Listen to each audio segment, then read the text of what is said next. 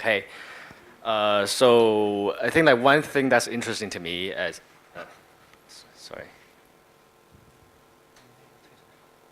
没有点开始，我有啊，没有没有，确定吗就没有。？OK，这被现在你能退出来 OK 了吗？你那能退出来吗？要退出来吗？开始吧。你要点那个。哦，OK，抓得好准。All right, so before we start, I'd like to know you guys better. So, is there any like programmers here, developers? Okay, raise your hand high. Okay, so a few, about like 1/5. Finance, people in finance. Cool. Okay, so both engineer and finance. Cool. Marketing. Any marketers here? Marketing and sales. Okay, so we got a good mix.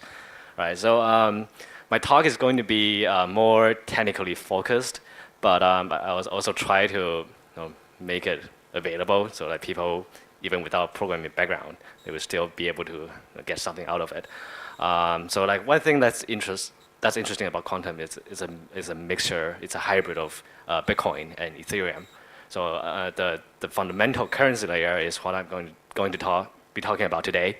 So we'll get to know the UTXO model better.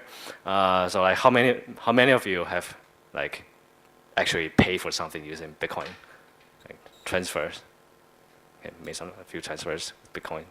Okay, so like have you used the command line to do it, or did you use a GUI client?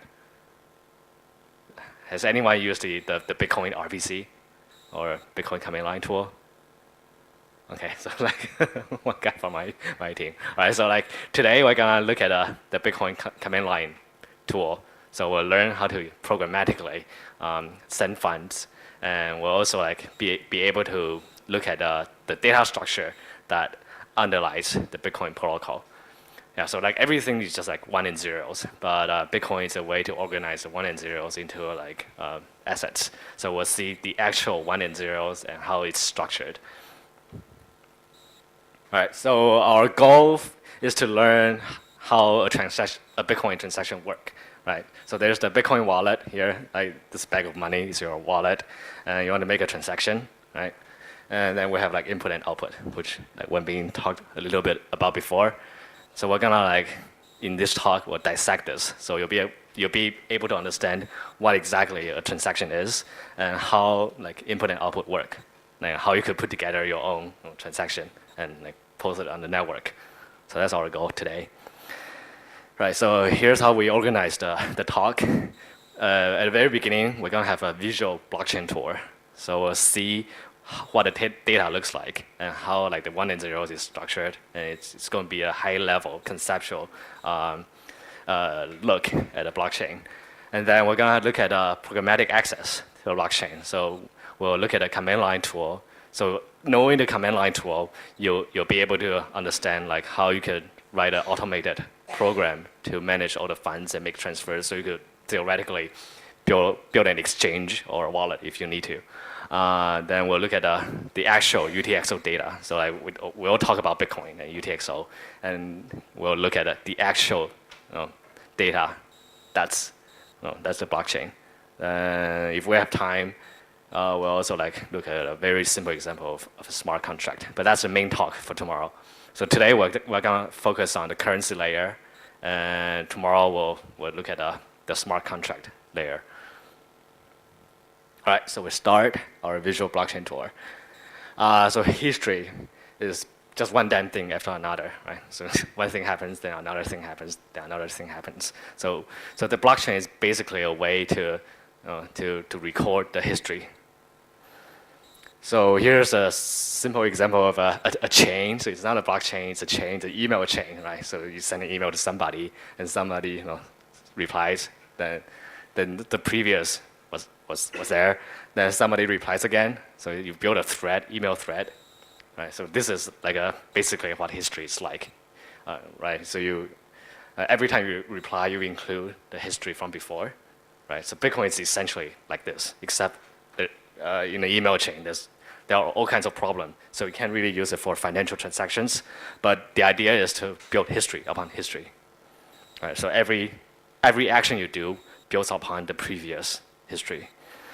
So some problems with email chain, participants, they can go back and change the email to change what somebody else said.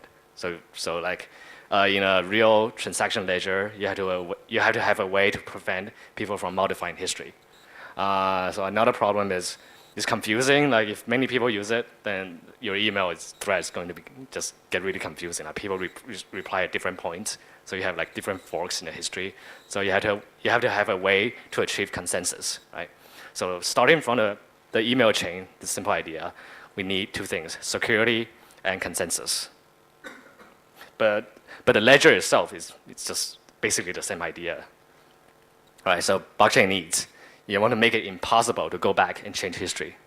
You want to have a linear history, right? So like things can all happen like simultaneously, and different people can send different transactions. But you want to have a way to order the transaction into a linear history. So everybody agree this happens, then this happens, then this happens. So security and consensus. All right, so we're gonna look at the blockchain thing now. Here's a website. So it's a nice little demo of what a blockchain essentially looks like. So we start from nothing, basically. So this is the very first block. So we call it a genesis block. Right? And here's the data. It says, welcome to blockchain demo 2.0. And this is a fingerprint. It's a hash, a fingerprint of the data. So if I change the data in any way, the fingerprint no longer matches. Right?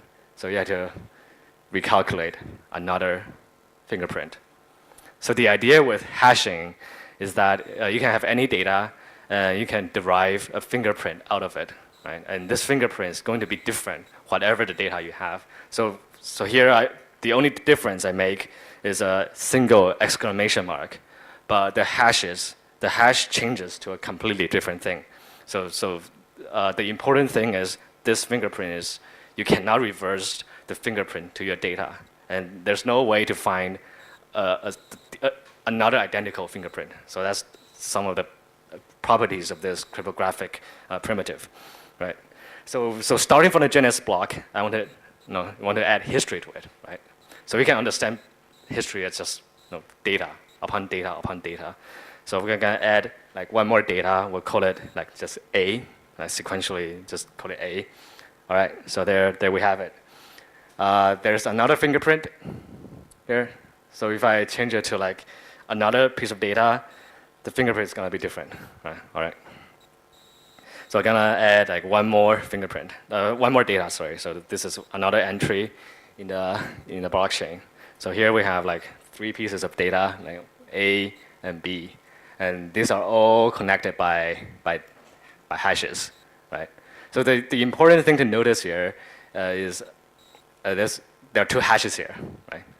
Here's a new hash that encodes the data here, and here's a previous hash.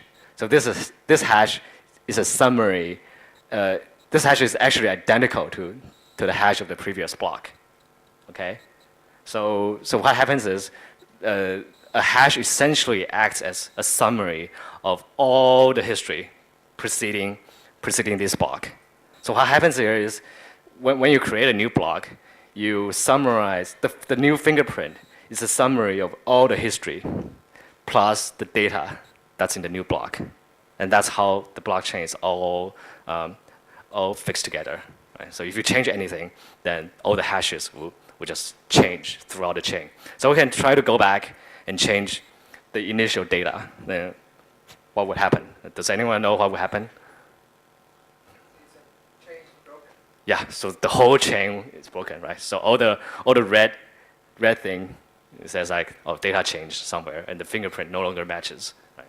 So we'll have to go back and change we'll have to like recalculate all the fingerprints, right? So fix the fingerprint here, right? So that all the recalculation would derive completely different fingerprints, right? So this is the way that the blockchain is structured, so to prevent like arbitrary changes to previous data, right?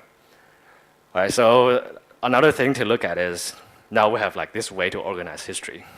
The next thing is how do we, how do we get more people to share this data, right? So I'm gonna add like 2 more participants in this network. So the innovation of Bitcoin is really, the idea of blockchain is very simple. And the innovation is really how do we agree on a common history. All right, so we have like 3 guys here, Satoshi, Edouard, and Jerry. All right, so we're gonna start from the beginning actually, so it's easier to see.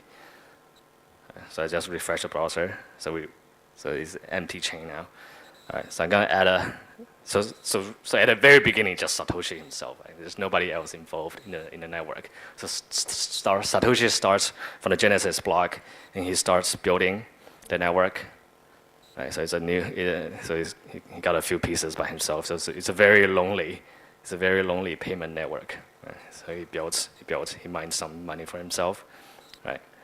Somebody then he maybe makes a post on Bitcoin Talk, right? And people start to say, oh, this Bitcoin is pretty cool. Let me download the Bitcoin client and try it. So now we have Abby joining the network.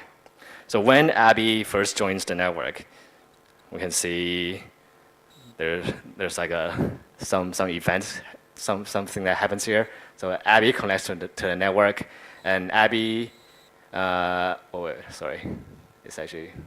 I have to switch to Abby. So from Abby's perspective, she joins the network, and so what she does is she goes to Satoshi and asks Satoshi for the latest block. So the history is a chain of block, and when somebody new connects to the network, she always asks for the latest, right?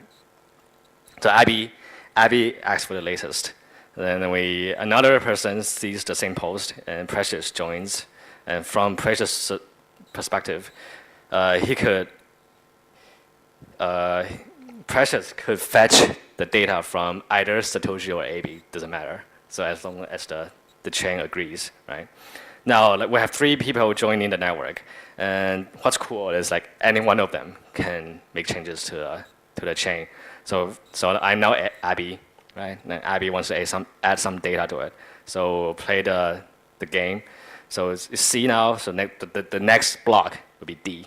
And we add D to it, right? So we go back to Satoshi, and Satoshi, so here in Satoshi's chain, he sees D. Right? So what happened was, when Abby adds a new block, Abby broadcasts the new data to the network, to everybody on the network. And then everybody on the network receiving that piece of data will add the data onto their own history, right? So both Precious and Satoshi, now they all agree on the same piece of data. Okay, so there needs to be some sort of consensus here. So if Precious is malicious and he tries to go back and change a piece of data, maybe this to be just some random thing. Okay, so now there's a unique history here. So even though the data is the same, the later blocks are the same, but the fingerprint is different now, right? So what happens here? If we go back to Abby, like she doesn't accept the new history because you only accept addition to the history, but not modification in the past. So even if Precious tries to make changes, nobody will accept it. Only new things will be accepted. All right. So that's the very basic idea of a blockchain. Any questions so far? Is there? So every time you create a new block, Yeah. do you beat from the very first block 0 all the way to the last block? You could verify. It's a chain, so you could verify from the very beginning. But usually, it's a summary, right? So you could look at the previous hash, and that's enough to ensure the history of everything that came before. So when a new block comes in, you only need to look at the previous hash and to see if everything matches the previous hash. So the question is, Yeah. how do you know if one of the nodes, somebody changed data inside in the middle? Because the whole chain, like the previous hash is a summary, is a fingerprint of all the history before. So if anybody changes anything before, the previous hash will be different. So you only need to compare the previous hash to know if the history changed. Yeah, just look at the hash and that's enough. So one single hash, like 32 bytes, it's like this long. Okay. Yeah. So this entire hashing only holds true if there's no possibility of hash collision, right? There is a theoretical possibility of hash collision, but it's like astronomically small and it's just cryptographically not important. Yeah, irrelevant. Yeah. While we're at it, Yeah, sure. think about the quantum computing. Like the hashing, quantum computing affects different parts of the system. Like public key and private key cryptography is vulnerable to quantum hashing. So maybe your wallet will break, but hashing is quantum resistant. So like quantum computing is not a magical thing that can crack everything. Like some things are like still resistant to quantum computing. So what Bitcoin does is actually pretty interesting. So aside from public key and private key cryptography, your Bitcoin address is actually a hash, a double hash of your your private key. Sorry, a double hash of your public key. So you basically you hash your public key once, then you hash it again, and that's your Bitcoin address. And only when you spend the money do you then you sort of declare to the public what your public key is. But before you spend the money, like nobody actually know what your public key is. So in order to break Bitcoin, you have to both break hashing and break public key cryptography. So you have to break two things. So that's one additional security there. Yeah. Any question? Yeah. The hash, you can think of it as like mahjong. You're just sort of like sort of shuffling your bits, right? So it's just one and zeros, right?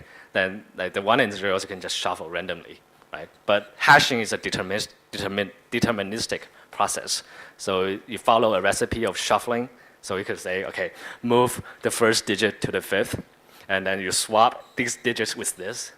Then you swap that with that. So it's kind of like you make a algorithmic recipe of how to shuffle your bits. So like anyone following the same algorithm would derive the same hash from the same data, right? But the algorithm has to have certain properties, like you cannot find like collisions, right? And so that's one important property. And the other important property is even if your data looks very similar, right? So like previously I just changed one letter. The output still needs to be very different. So that's called the cascading effect. Yeah, so it's a couple of things you need to get right. So it's actually a rather subtle thing. Yeah. Cool.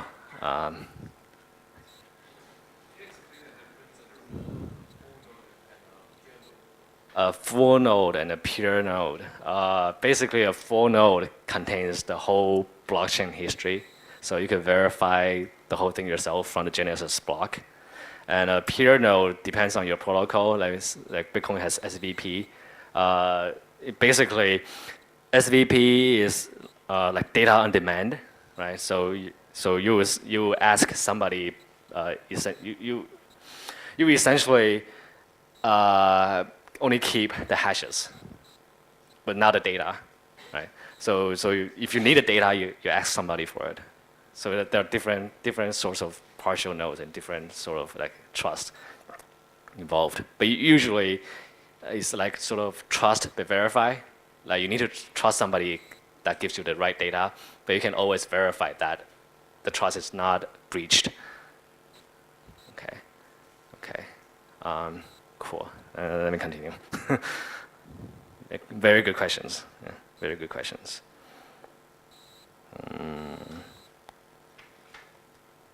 See, how do I go back? Okay, go back. Yeah, so you can play this like at home. It's very cool. All right. So takeaways. A hash is fingerprint of some data, right? And the fingerprint is its own data plus the previous hash. So in other words, the data, the new data, and a fingerprint of all the history before. And changing some data in the history will have butterfly effect through the chain. And lastly, the longest chain always wins. And this is like the most important part of the consensus. All right, so we've seen that blockchain. We only understood it as like a way to store data. Now we're gonna have more structure to the data itself. Like previously, data is just like one and zeros, but now we're going to look at blockchain as a ledger. So data is financial data. All right, so here's another demo, like by the same guy. All right, so this is really fun. So starting from the Genesis block, it's very similar. There's nothing except a hash, an initial hash. All right, so we're gonna have to just get rid of Peter for now. So it's gonna be like Satoshi at the very beginning. So there's like nobody to send money to. So all he can do is to mine new blocks. Yeah, so I click mine new block, and there's a new block here, and it says there's 100 bitcoins awarded to Satoshi, and here's a status. It says it's unspent. Okay, so we're gonna mine another. So there are block number 2, and it's also 100 bitcoin, and it says it's a reward block. So this is called the Coinbase transaction. It's a reward for mining a block. All right. So now the total supply of the network is now 200 because I mined like 2 blocks. Cool. Now I'm gonna add another peer, a Barry. Actually I can send money to myself. Like Satoshi can like send money to himself, play with himself. Okay. So I'm gonna choose. What? Oh come on. All right. But theoretically, you can send money to yourself. Gonna add another peer. Oscar. I'm gonna send money to Oscar. All right. So I'm gonna send 10 bitcoins to Oscar, and I'm gonna pay 1 bitcoin in fees. Very rich. The funds. So here, the inputs. Like to send money, I'm gonna have to. It's like a wallet, right? So you have in your wallet there are coins, like or pieces of bills. But say you have a $5 bill, and you want to send $1 to somebody, you can't just like rip your bill. You have to send the whole thing, right? So it's kind of similar in Bitcoin, right? In your wallet, in Satoshi's wallets, there are 2 UTXOs, two coins, and these are both 100. So to pay somebody like 10 Bitcoin, you have to look into your wallet and find enough to pay 10 Bitcoins. So what's the problem here? Like, you want to send 10 Bitcoin to somebody, but you only have 100. What's the problem here? You need a change. Yeah, you need change. You need to have a way to like give people change, right? So we're gonna see how that works. Pay. Okay, so there's a transaction here. So this transaction is unconfirmed, meaning I've created the transaction, but it's not accepted into the blockchain yet. So this is not part of the history yet. All right, so how do you create new history in a blockchain? How do you create new history? Anybody? Yeah, mine a block. So I'm gonna mine a block.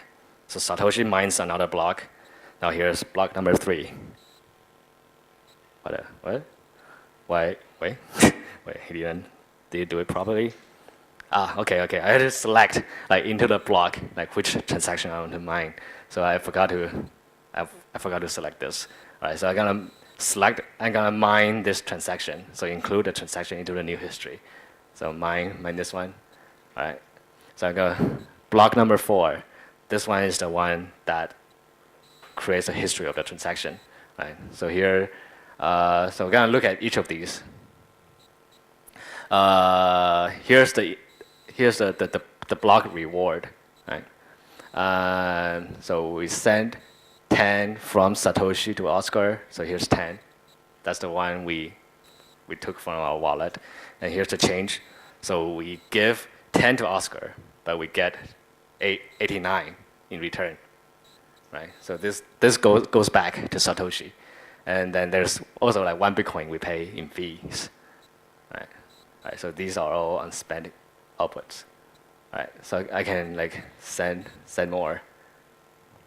All right, so let's say, wait, let me see. say, can I pay anything in fees? Just say like I don't want to send anything, but so I'm just creating an empty transaction. I only pays in fees. So it's a very weird transaction, but I think this is legal. Oh, all right.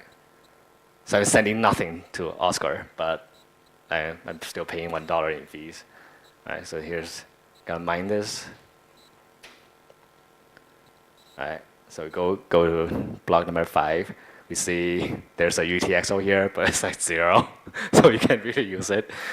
So this is like legally, it's probably not on the real network, but the ledger structure allows you to say something like this. So this transaction is sort of useless. I just pay fee for nothing, but I also get like 100 in return. All right. So this is an elaboration of the data in the blockchain, right? The UTXO model.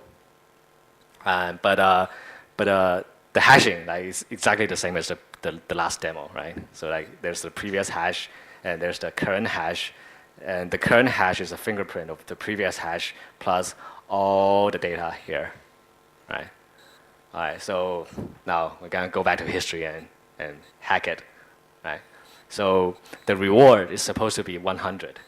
I'm greedy, so I want to go back to history and change it to 1,000. I want 1,000 bitcoins.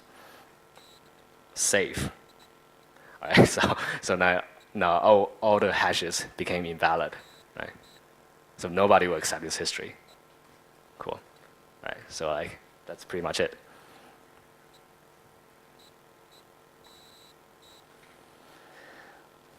All right, so takeaways. Like miners create new UTXOs out of thin air.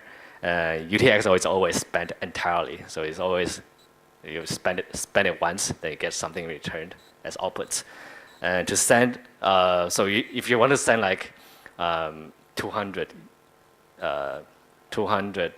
in bitcoins, but you only have like small UTXOs, so you have to like find enough UTXOs from your wallet to combine to a value that exceeds the amount you want to send.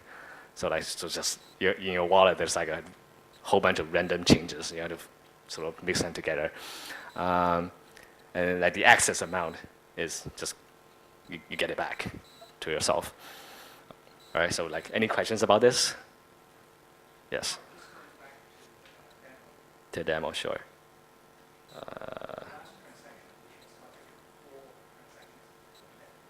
I think I lost the history. It's okay. Yeah.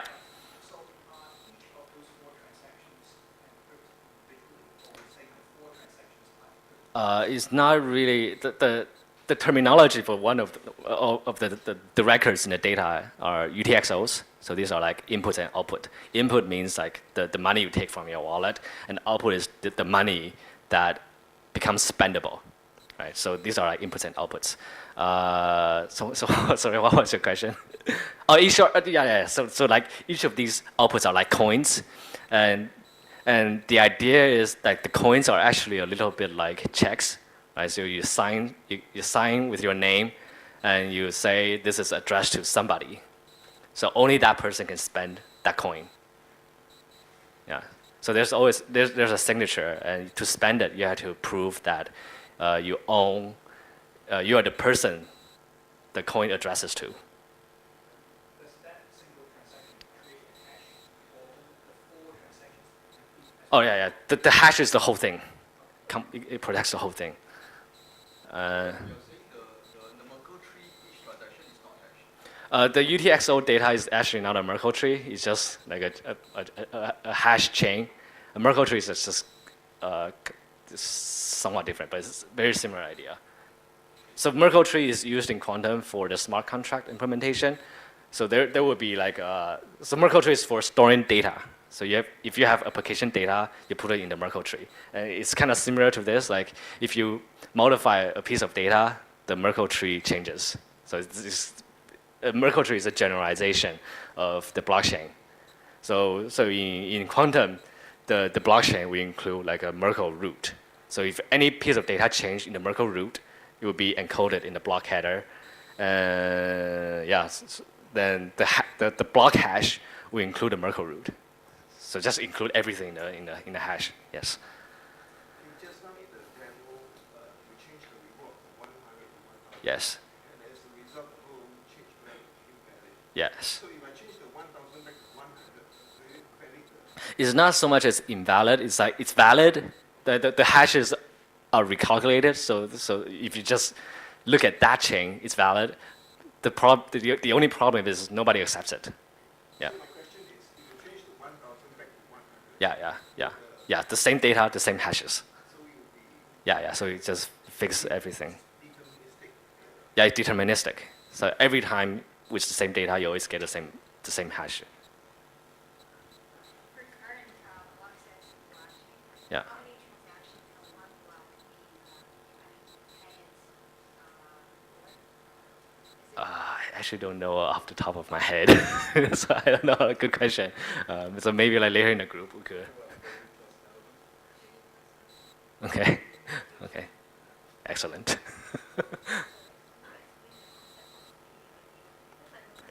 Input and output.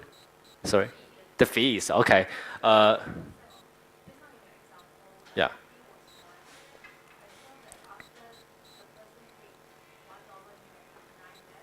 Yeah.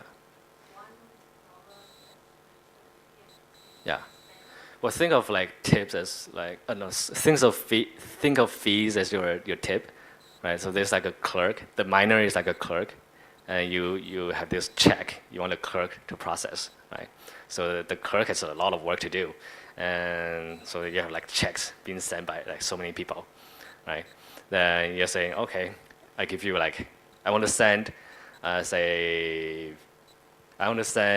10 Bitcoin, but I give you like 12 Bitcoins. You can keep the 2 Bitcoins for yourself. And the clerk seeing this will be like very happy. Oh, I get 2 Bitcoins in fees, so I will process your check faster. So it's like a tip for the miner.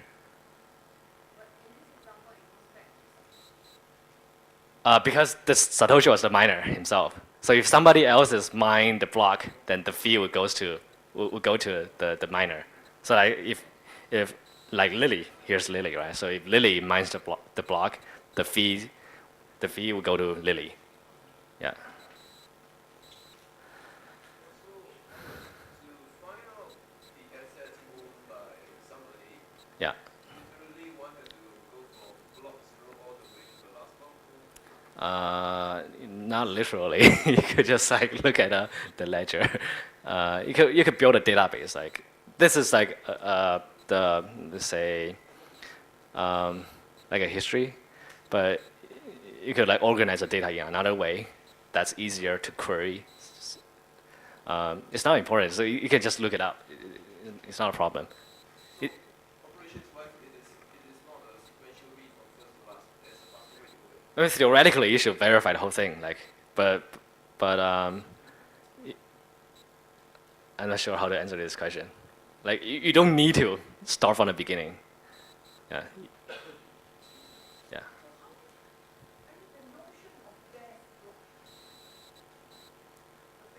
The best block. Uh-huh.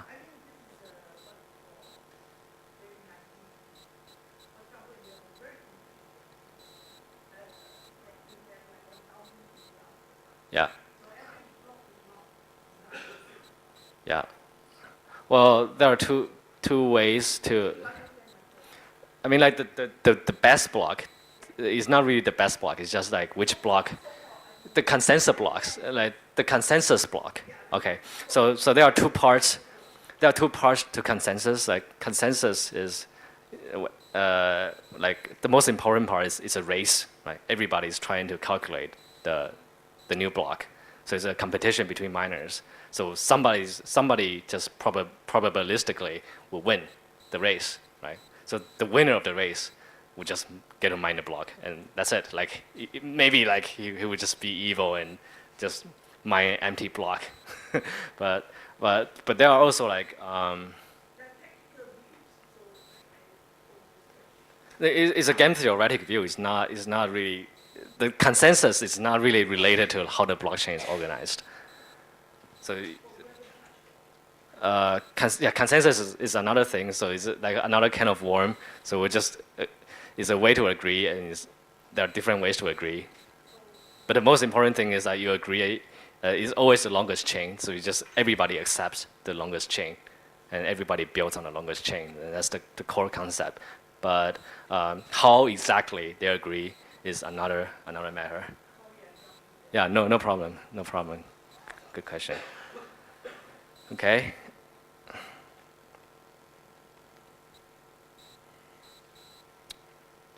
All right, so there are a few inaccuracies. So previously we see that fees and rewards are lumped together in separate outputs, but in the actual Bitcoin ledger, they are one output.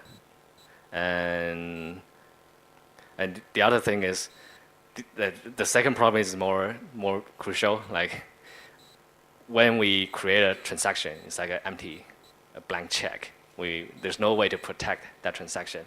So previously we didn't see the signature part. So like everything you create, every transaction you create, the sender has to sign the transaction, but we didn't see that in the demo. So that's crucial. Otherwise, you just create this empty check, and then the clerk could change it, right, to add one extra zero to it or something.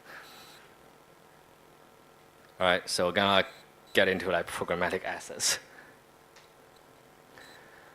All right, so a little bit about Qtum. Like Qtum is forked from Bitcoin, so it has the same C++ code and the RPC stuff, right? The underlying blockchain and way to program the blockchain are the same, but there's no shared history. So Qtum is has completely different history, and it's only the code is shared. So we're gonna be using a reg test. So it's a regression. It means like regression test. It means like when you are testing the blockchain, you use this mode. So it's a local only chain, and it's for development. So all your data is local, and you can mine transactions very fast. And we'll be using Docker. Docker is like a virtualization environment, so you don't have to install anything. You can just get started. Okay, so like to get Qtum, for the real Qtum, you buy it or you mine it.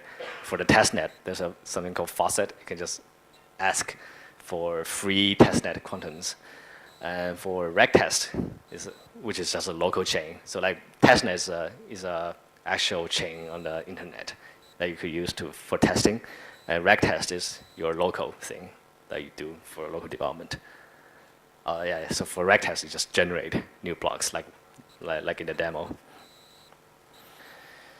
Okay, so run Qtum. So I'm gonna do some demos. How much time do I have? 到几点? Okay. All right. So Qtum in regtest. So there's a Qtum book. There are actually instructions in the Qtum book you can follow. So I'm just pretty much just gonna follow this, and you can maybe tag along or just go home and do it on your own leisure. All right. Tab 2. Right, so we're gonna be using like the code envy IDEs. So has anyone set it up already? Yeah. Okay, very well prepared. Alright, so I'm just gonna like maybe guide through, just show you guys how to do this. If you have Docker installed locally, you don't have to use this. But like I think only a few of us are programmers.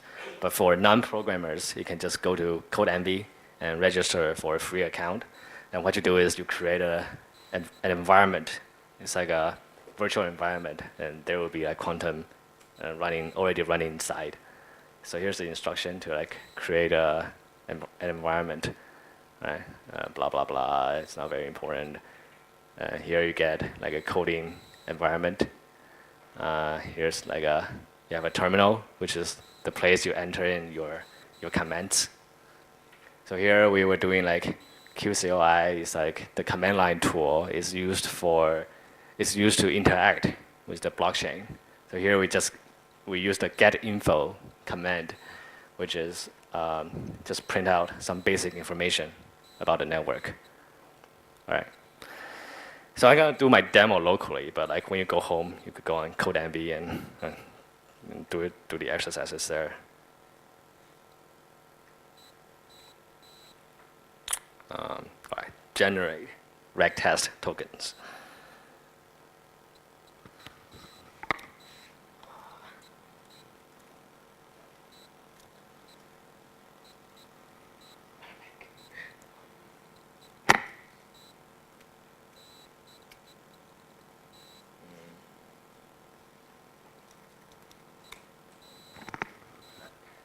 Give it a few seconds. Like I need to start the environment.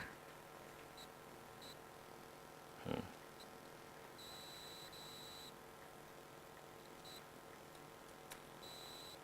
right.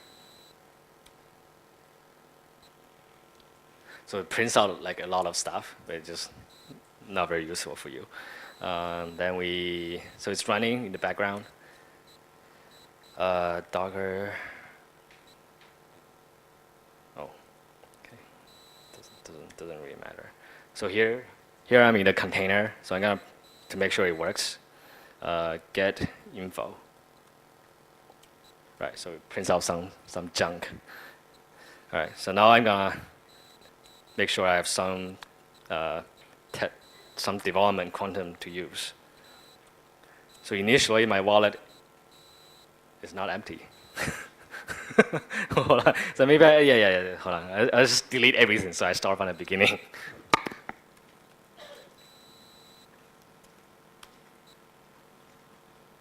Oh. All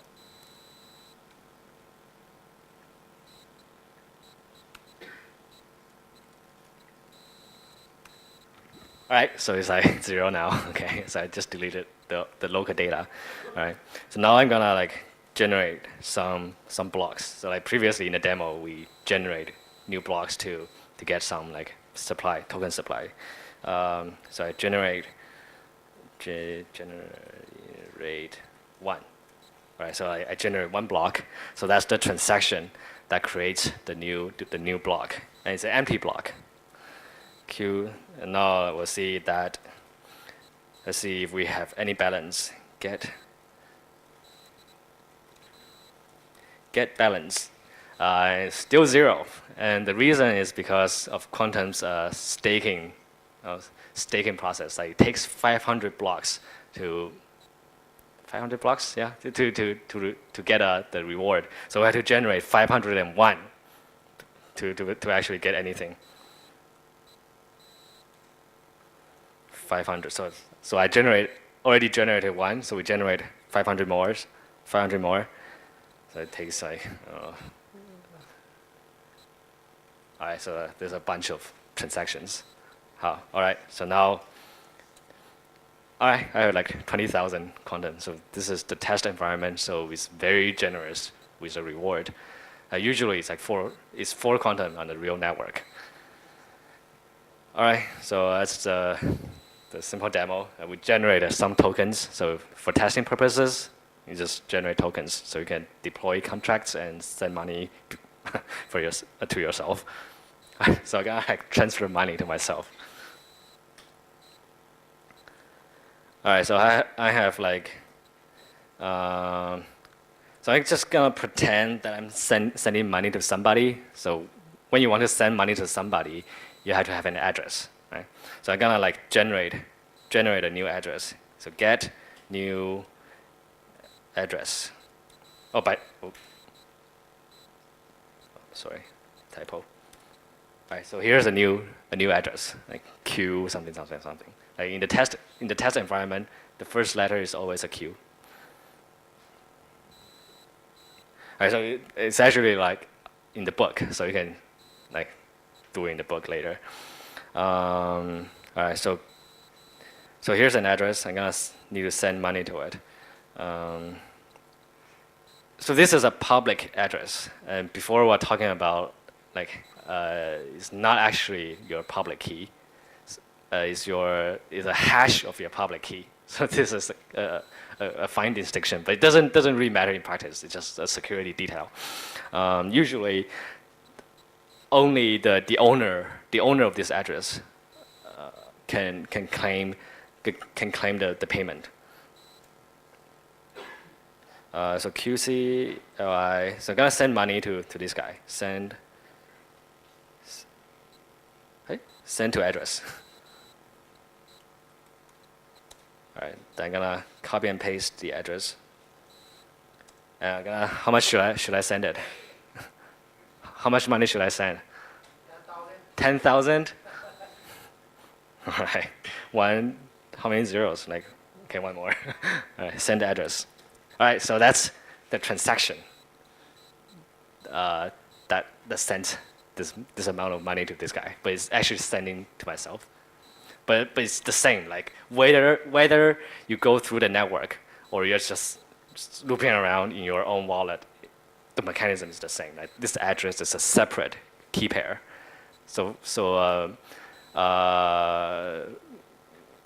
In terms of the actual mechanism, this address could belong to somebody else. It still works the same way. You still like put a transaction onto the network, and then this guy can claim it. All right. That's the TXID. Yeah. So this one below is like the TXID. Oh. Oh. Okay. So what else am I gonna show you? What?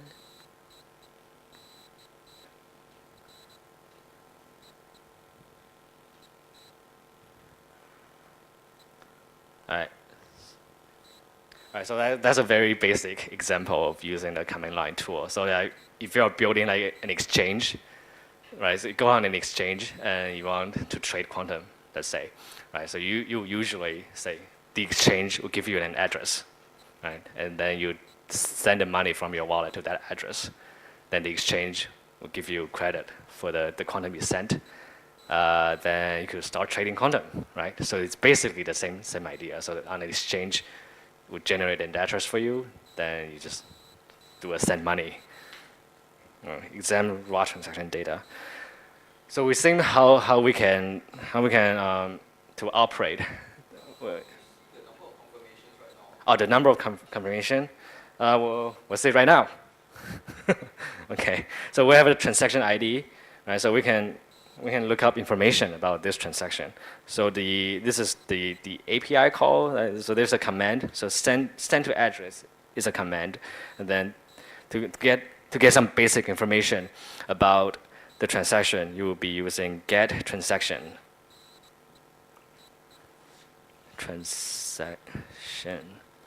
Get transaction.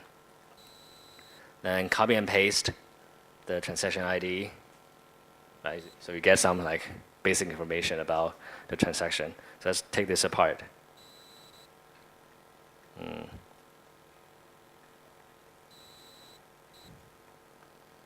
Oh.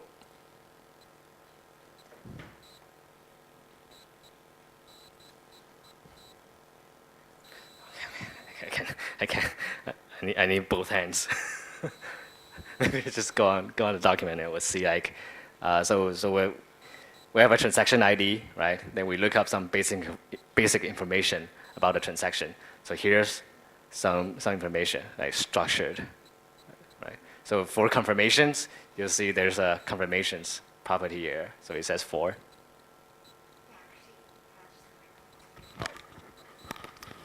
Oh, okay.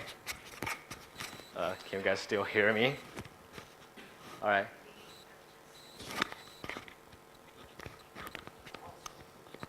How do I do this? Hello?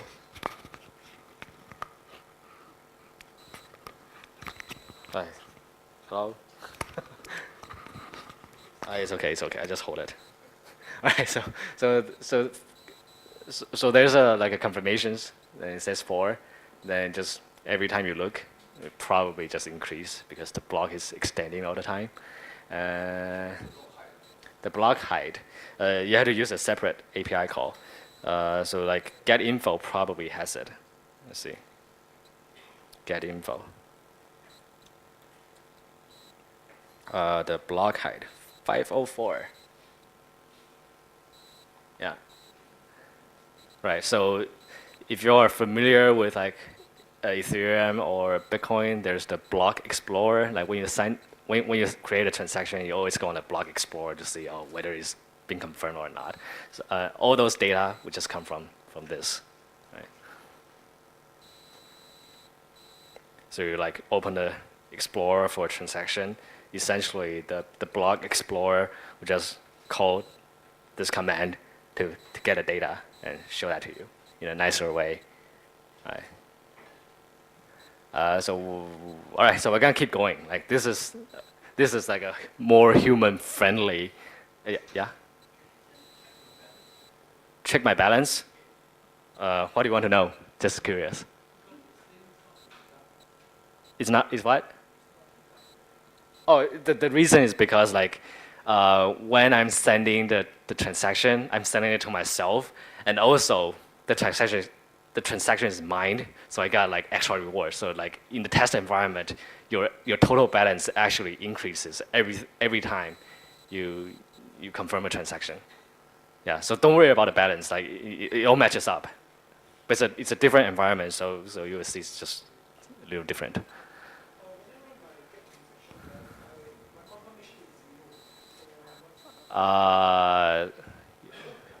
You can, maybe you need to mine new block. Generate one is enough. Like once you pass the 500, it is enough. Yeah, first time you generate 500. Yeah. More questions? All right. Oh, Is there a way we lock the account like we do in Ethereum? We lock the account so that with passwords. so can you repeat that? We can lock the account with password to secure the account. Oh, password.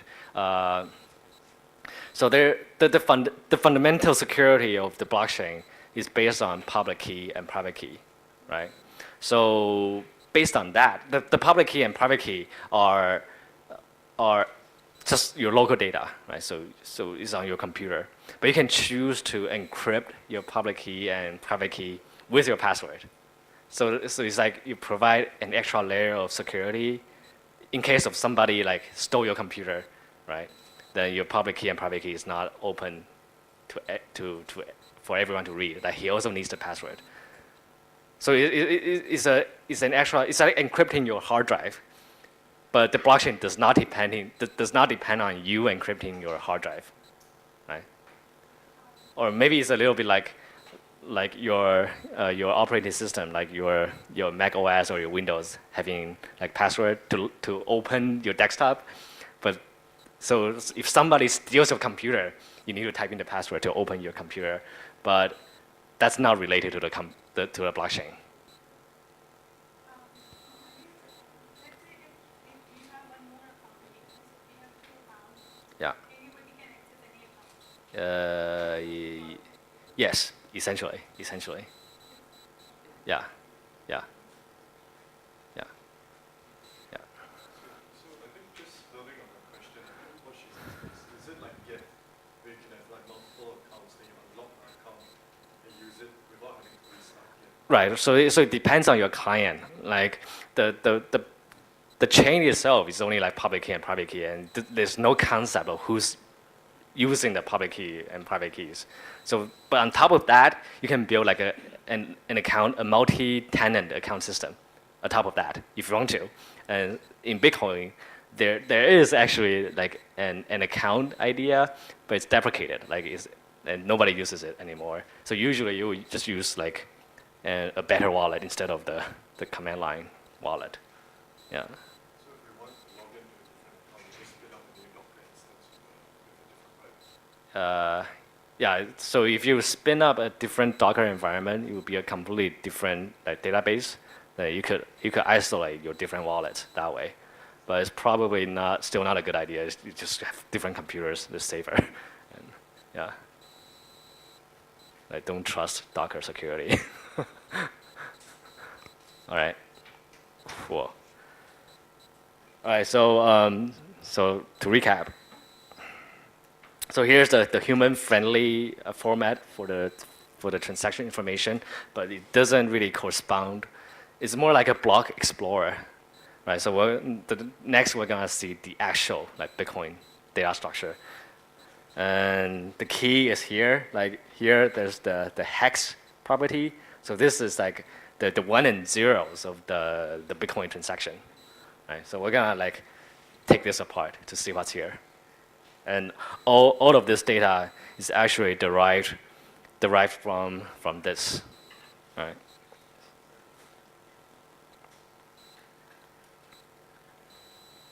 Right.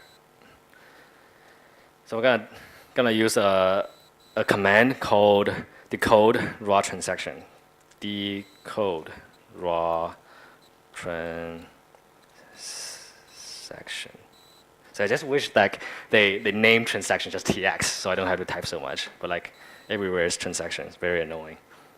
Right, so this is the raw transactions, the 1 and 0s of the Bitcoin transaction. Right. So we're gonna decode. Method not found. I must have a typo. Transaction.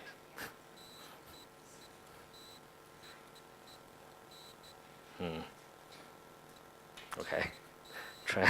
Transaction. All right. So here we have it. So this is the actual Bitcoin data. Now we're gonna go back to the document and see what's in the data. And the most important data is the input and output, right? So you're taking coins from your wallet and giving the coin to somebody else, right? So here's the input. There's one input, right? And just go back here, and there are 2 outputs, right? So what's the? It's 10. Oh, right. So in this example, I'm actually sending 10 quantums, but in the thing I actually did was like 10,000, but this is in the document. So we sent 10 quantums. So this is the coin we're sending out to which person? To this guy. All right. So this is the person I'm sending money to, and here's the change. Right. So I'm sending 10 to somebody, and I'm giving back like almost 20,000 to myself. So this is like 20,000 is my mine reward. So this is the money I give back to myself. So this is like an address. This would be an address in my wallet, and this would be an address in somebody else's wallet. All right. And so this is the output. So this is the money we can spend after this transaction.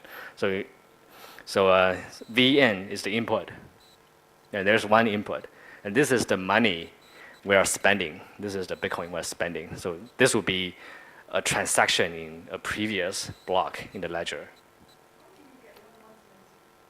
How do I get what? 1176. 1176. What do you mean?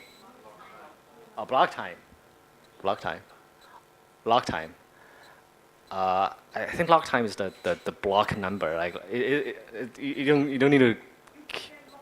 No, lock time. This is automatic. So this is part of the protocol. So you can say something like, I'll pay you 10,000 in 2 weeks. So what do? You put a lock time.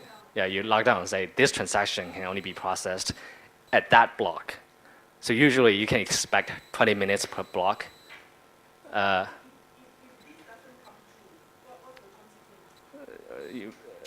It will eventually come true. Like, so it's not actually you can fix it. Like, suppose you say, okay, I want this transaction to be spendable in say 1500. Okay, so this is in the network. This is out there, right? And you decided that you no longer want to send this transaction. So how do you cancel that? It's actually pretty easy. Like this transaction has not been confirmed yet, so it's not in the ledger, right? So what you do is you create another transaction to get confirmed, right? To kill this. So it all depends on the input, right? So you want to spend this money. You're saying in 2 weeks I want to spend this money, but what you do is if you want to cancel it, you just say, okay, today I'm gonna spend it. The unspent. It's on the ledger, so there's always like outputs. All the outputs are unspent, right? So basically you spend that output, but you create an exactly the same output that goes back to your wallet. So you pretty much like take it back and put it into your pocket, so you can spend it if you want. So So when that happens, if you spend this output, this one wouldn't go through because it's already been spent. So it will be rejected by the network when the time comes. Yeah. Interesting question about log time. Okay. Right. So going back to the input. So the transaction ID refers to so basically this structure is about which coin you want to spend. And to refer to which coin you want to spend, you refer to which transaction and the sequential output in that transaction. So this is spending the second output of this transaction. That's pretty simple. All right. So input and output. Is the transaction ID similar to the same to the Yeah, hash? yeah, it's exactly the same thing. Transaction ID is exactly hash. Yeah, it's a fingerprint of the transaction data, and the block hash is a hash of all the transaction hashes. Yeah. Okay. All right. All right. So we're gonna like dive a little deeper into this. So here we see like the inputs and outputs, and here's the Bitcoin script. That this is the actual fundamental thing that. So when you spend a coin, you need to prove to somebody that I own this coin, right? And the way you prove it is to run a little program, and this program is the Bitcoin script. So here we see the Bitcoin script data, right? So here we have like some operations here, like op dupe, op hash 160, and some data, and another operation. So this is like an actual program you run. So what happens? What happens is this: like here, the script you need to prove that you're who you say you are, and here is it's a challenge. It's like a puzzle. So you say you create a little puzzle that only this person knows how to prove. Right? So if you're this guy, then you can solve this puzzle. So this is essentially what the Bitcoin script intention is. All right, so we'll go a little deeper into that.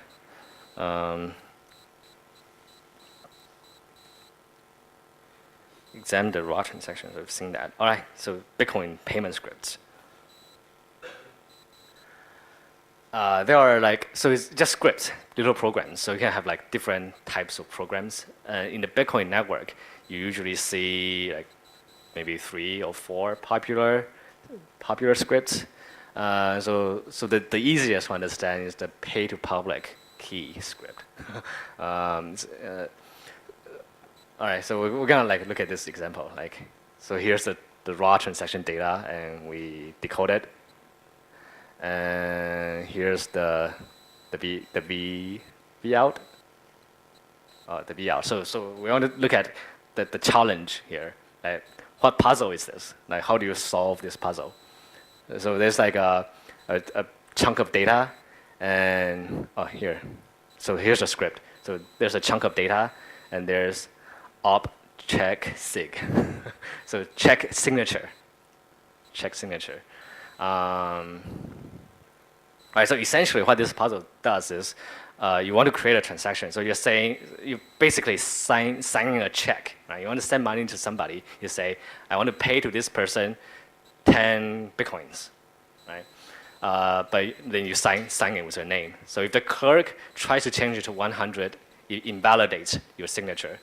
So here it's basically saying the person that signs this check has to be this person, right? So it's a cryptographic primitive. It has a way to verify data. So only this person knows how to sign it, right? So to spend this, you basically say, I want to spend it, and I just sign it cryptographically.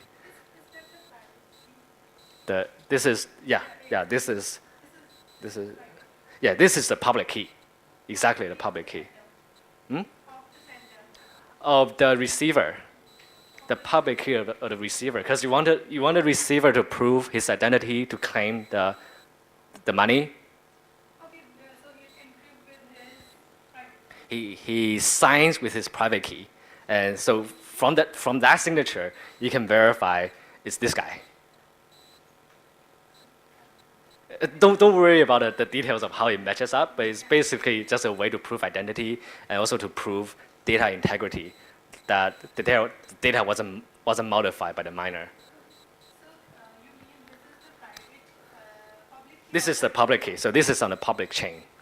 public key Yes. of the receiver?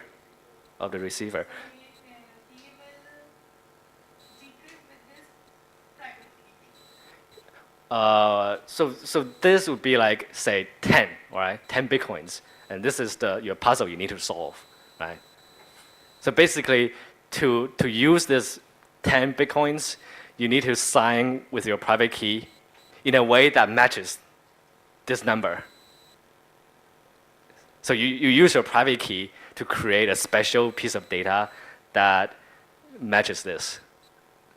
But exactly how it works, it's not that important. You can always go read some blog post.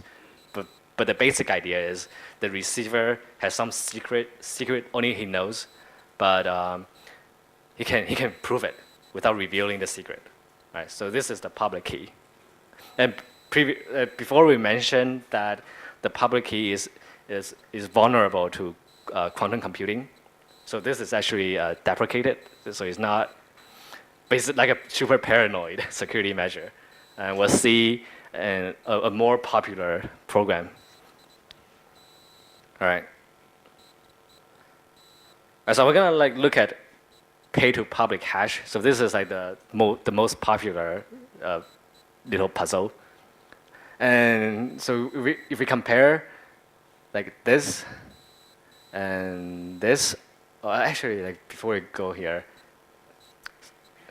this is the signature, right? So we're talking about like science using your private key, the receiver using his private key to create a piece of data, right? So this is a piece of data that when you spend your UTXO, you post this piece of data, and from this piece of data you can correlate this piece of data to this to prove that you have the authority to spend it.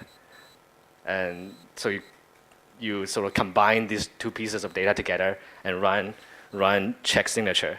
Then if it passes, then you get to claim the coin. Okay. All right. So here we see the more popular public hash thing. It's called pay to public hash. So the only difference is here it's addressed to a public key, an actual public key, and here is addressed to the hash of the public key, to the double hash of the public key. So instead of addressing to somebody by his house number or something, right? You sort of put two additional anonymous layers in front, so you can't know the public key directly. But essentially the same thing.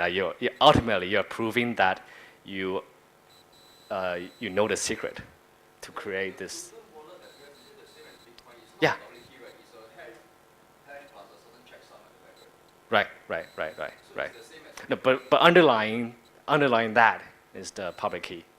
It's a public key pair. So this works. Like you can use this, no problem. Like when the staking rewards are actually paid using this. But when you're sending money to somebody, you're using this. But conceptually, they're the same. You're just proving your private key knowledge. Okay. So this is the hash, and you essentially run a slightly more complicated script, and then you check the signature. Yeah. But conceptually, they're the same. Cool. Let's go. I think that's pretty much all I have. All right. So foreshadow for tomorrow. I'm gonna like go into like smart contract. Okay. So we talked about like the Bitcoin stuff. Right? That's how you transfer money and you create data on the ledger.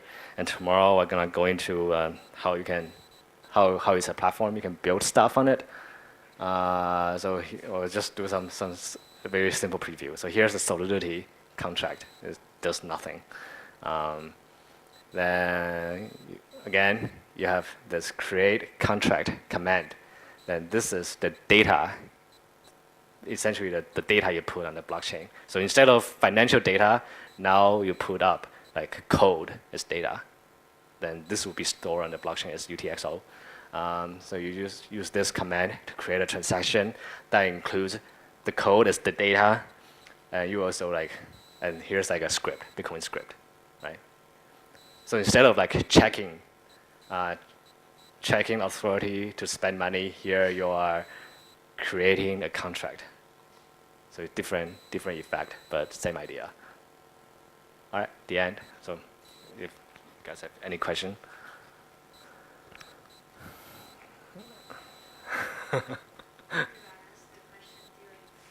Okay.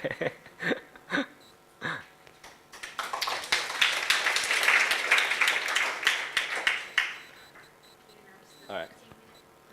Yeah, so like, I think we have some time. Like, if you guys want to like try it, I'll be here and answer questions. Like, maybe I go on Code Envy and go through like a few of these examples. That'd be